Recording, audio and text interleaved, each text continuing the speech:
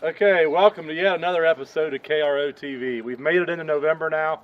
The rut's kicking in. We got hunters in from New York, and they're seeing lots of rut activity. We had a guy right here on the farm that the lodge is on. He missed a good buck yesterday, probably around 150, 160 class buck, a good 4.5, 5.5-year-old buck. So things are really kicking in here now. And we got the stands all ready. The guys, like I said, are seeing lots of deer. And Jett and Weston, they've got everything done. They're caught up on all their work. And I sent them to the woods yesterday because we as outfitters, we like to hunt too. It's not just, we don't like to just watch people hunt. We like to do it ourselves. So we have farms that we can't take our clients to. We have public ground that we can take, that we can hunt ourselves, you know. And I sent Jett and Weston out, and I'll tell you what, there was a farm that I released with my cousins. And we put them in a stand where Amy and I have hunted probably for the past 20 years. We've killed deer out of this one particular walnut tree. And as you're going to see here in a little bit, they went in there, set the stands up, and they got in there. I don't think they were in that stand maybe an hour and a half. And they had this beautiful 3.5-year-old 9-point come in, and Jett just put a tremendous shot on him, and it worked out just perfect. All right, so Jeff cut me loose and went into this farm. It's just a ton of history on this place, and it's actually the same place last year. We went and did a deer drive, and I shot the buck I killed last year.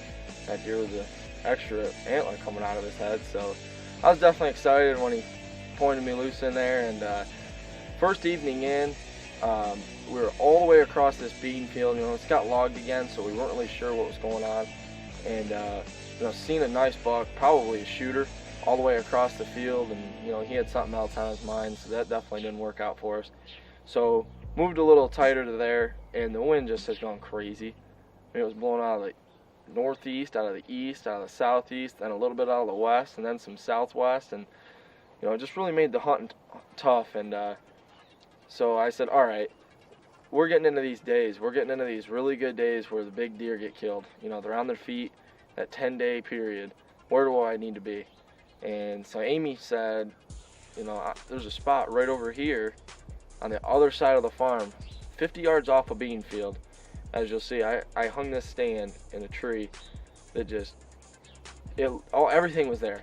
Hung the stand, got in it. Hyde was actually filming me that night. Weston wasn't available, and had a real nice 2.5 come right underneath the tree, and you know, just not a buck I wanted to shoot. And so I got in that stand. It'd be yesterday morning with Weston, and the wind was just blowing every direction in the world, and we got winded. Just everything is just blowing and acting real crazy. So I'd had enough after deer on 3 directions of us winded us. So I let the bow down. I told Weston, I said, if you'll pull these stands down, I'm gonna go down in. Jeff told me about a walnut tree down in this bottom, and I went down in there and started snooping around, and sure enough, I found it. Scrapes all over, rubs all over, trails just crazy everywhere. And so we went ahead and got the stand hung, and I mean, it couldn't have worked out any better. We got out of there. You know, we've got hunters in camp, you know, they're first. So we went ahead and hung the stand, got out of there, everything, washed all of our clothes, and as you see, we got back in it, and it didn't take long at all. Okay. November 6th, 1:52 p.m. It's on like Donkey Kong. People in Pennsylvania are calling me, people in New York are calling me, people in Kansas are calling me. It's on. Okay. These next 5 days are just imperative. So Weston and I were on the top side of a big thicket, a real thick area, about 50 yards off of a bean field. And you know, I really had high hopes for the area, and it's a new farm to me. I literally stepped on it one time, that was last year, and I killed the buck. I killed it. So I don't really know much about it, but it's huge. They've logged it so many times over the years. It's just a giant thicket. Amy says down in that bottom is where she killed a dandy 168 plus inch deer. Jeff says, there's a walnut tree down there. I said, yeah. I seen a metal stand hung down there, an old metal stand. It's gotta be 20 years old. He said, yeah, 20 yards behind it. Right there's a killing tree. That 4-year-old with that big old forehead, he's gotta be here. He has to be here. He is here, but it's the trick is getting him to come in. We got trails all over, scrapes all over, rubs all over. It's just, I mean, this is the spot where you kill a buck like Hugh Hefner. So that's what we're going to do. You get pumped up and enjoy all this with us if you want. Get you some popcorn. You don't have to. I like sun Choice is yours. Sun chips. Do you like sun chips? Oh yeah. Like the ones in the blue bag. What color is that? What flavor is that? I'm not sure. Ranch? I think ranch. Is it ranch? I don't They know. totally ripped that off of Dorito.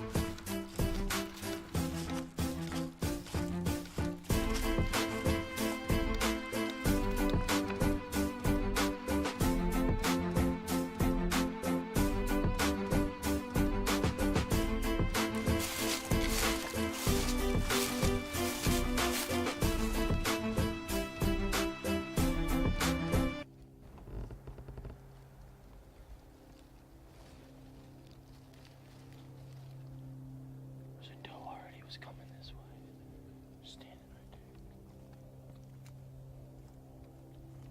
She's already got us. Like 40 yards from the freaking tree. Made it through this entire bedding area without screwing it up. She went back to feeding. She went back to feeding.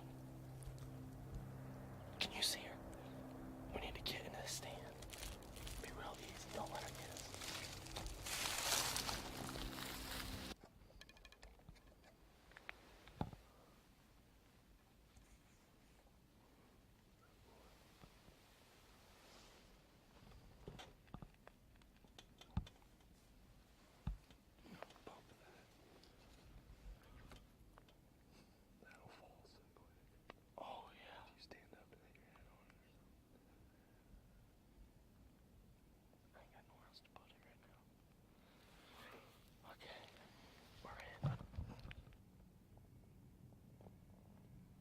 Okay, so I did a rattling sequence, and you know everything just was right.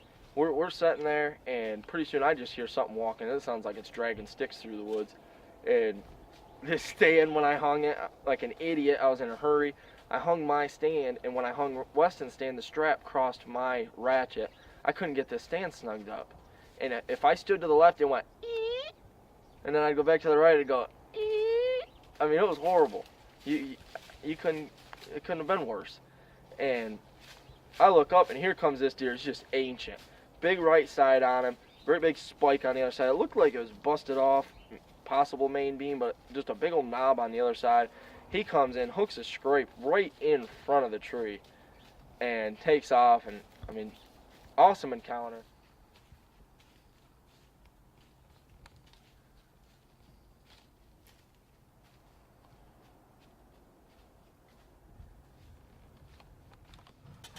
I'd say the stand's in the right spot. That's a weird looking rack. Yeah, that's definitely a mature deer though. How old is that right there? That's at least 3 or 4. Big old face on him. We're in the right spot now. Boys and girls, if you were to stand the entire time, it's because he caught me completely naked. I got my feet turned now. I'm gonna stand like this the entire night. You couldn't move me.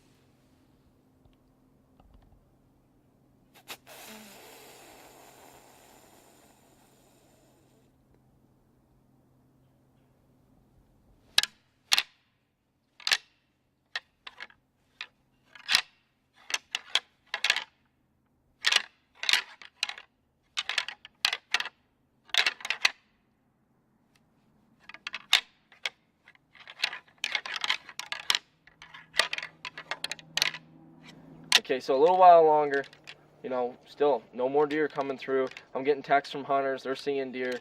One missed a real big buck. I said, okay, we need to keep going with this. So I smashed the horns together. I had made up my mind. Either I was going to bust my knuckles or I was going to break the horns. And as you can see, I'm using a pretty good size set of rattling horns. And grunting, sent out a snort wheeze, hung the horns up, told Weston, you can go ahead and get ready. Of course, I've said that every time I've rattled. So the anticipation for Weston kind of wore off. And I'm not kidding you, it was maybe 2 minutes. We heard something walking, and as soon as my eyes hit it, Weston had seen it too, and he said, oh my gosh. And so it's directly behind him. He's trying to get the camera, turn around, get everything. He missed, he couldn't quite see where the deer was, but he made 2 scrapes, and then as you see, he just continues in, and you know, I'm pumped. I'm jacked. This is the first time I've gotten a bow hunt in November since I was in high school, because I'm always filming or I'm always guiding, and just you couldn't ask for it to be any better.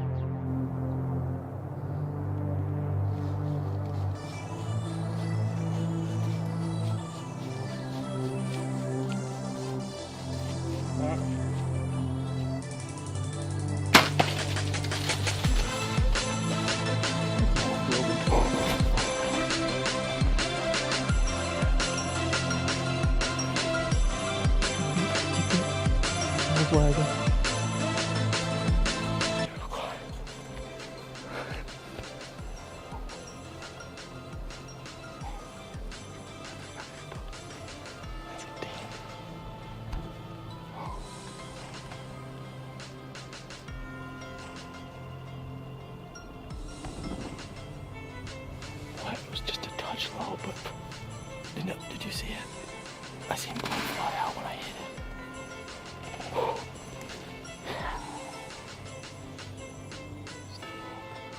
Can you still see it?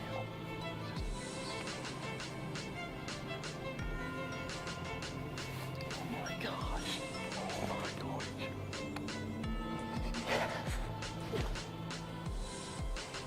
That's exactly what it's freaking all about. Okay. Alright, I'm gonna tell you something right now. I came in here yesterday on the stand up on top. We had stupid weird winds. We had northeast winds. And I thought for sure, you know, being that all of our wind was going that way, I'd catch these bucks trolling this top. Not the case. When this wind changed back, I talked to Jeff. I'm like, man, where do I need to be? He said, I tell you exactly where you need to be. Like, you need to get right down in that bottom. There's a walnut I used to get into. We're sitting there hanging the stand and there's the pole. We found the right tree. We just had a bruiser come walking by. I don't know what he was. I'm trying to be real quiet because I don't know why that deer didn't fall right in front of me. But that's exactly what it's all about right there. That's a good mature deer. Hooking the scrape to get him in the scrape. Oh, yeah. November 6th. Awesome. We're gonna sneak up here where I shot from and investigate.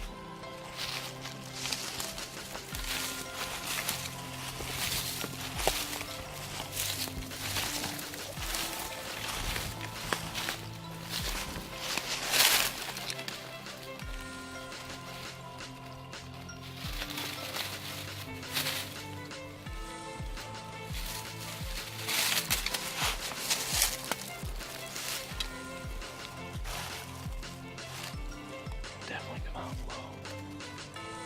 That's always a good sign. What do you think? You like that, Weston? So the deer comes in, and you know, I felt like a great shot. The buck runs off. I seen blood instantly coming out of the deer, and he runs up there and he stops. And Weston couldn't find him. My head was in the way, and deer's just sitting up there, and his tail's wagging, and his head's out. And I'm like, yeah, I know. I mean, you got to be sick. And, you know, he's slightly quartering, but, I mean, I felt really good about the shot. I hugged the shoulder and exited out, you know, back in here. And he just walks off. Usually when a deer walks off, that's not a good sign. So we went ahead and just you know, we were pumped, and we decided to go ahead and just let everything down and crawl out of there. And you know, we got back to the house, showed Jeff the footage, and he said that's a dead deer. You know, everybody came up and watched it. Phil McMillan, Jimmy McFadden, you know, people came up to help me out with it, and you know, Wes and I were pretty satisfied too. You know, that this deer was down, and we picked up the blood trail. Awesome blood, and great deer. I couldn't be any happier. What a horse, man. Yesterday, I damn that deer ain't got the size I reckon. There he is.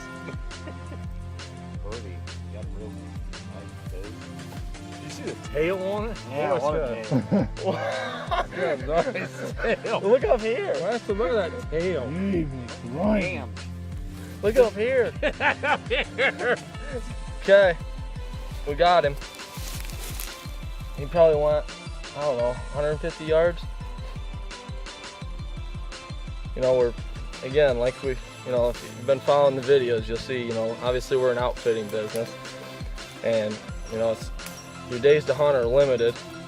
And, you know, I was fortunate enough to be able to have Weston and being able to get in the tree with me tonight. And, you know, we just started hunting this farm, I want to say probably 4 days ago. And, you know, we started at the top, kind of observed, moved in a little further, kind of observed. Amy came in with me and helped me hang a set up on top to observe. And I asked Jeff, I said, we're getting into these days, you know, it's November 6th. You know, I need to get into these deer, where do I go? And he said, okay, down the bottom, you know, there's a tree. And, you know, so I come down in, and Weston and I hunted this morning, just had the goofiest wind you'd ever have. And we came down in, and I found the tree, we hung the stand, and Jeff's bow hook was still in it. So I said, yep, we're in the right spot. I rattled, and he come right in, hit 2 scrapes. It was completely behind the tree for Weston. So, you know, obviously he had a tough time getting on him as fast as I did with the bow, but he come right in, and Weston did a great job filming. This is his first buck he's ever filmed get shot, and I couldn't be happier with him. Great deer, mature deer, you know, a good testament of the deer we have here in Knox County and Kokosing River Outfitters.